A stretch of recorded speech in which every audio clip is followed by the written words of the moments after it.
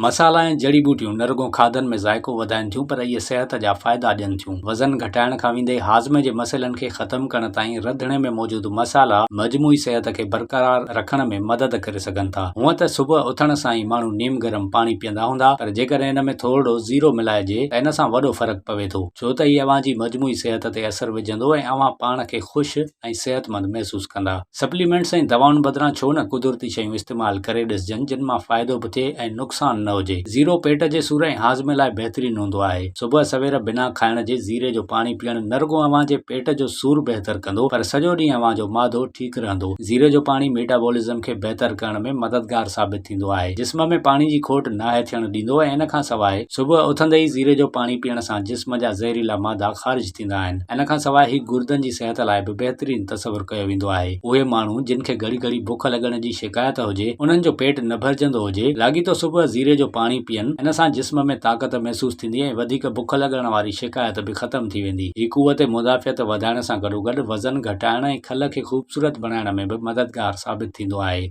ज़ीरे जो पाणी पीअण जो तरीक़ो इहो आहे त हिकु गिलास पाणीअ में हिकु चमचो ज़ीरो भिॼाए छॾियो। 10 मिंट भिॼाए रखण बाद पाणी तब्दील करियो ऐं नीम गरम पाणी विझी पी छॾियो। अव्हां ज़ीरे खे सॼी राति बि पाणी में भिॼाए रखी सघो था।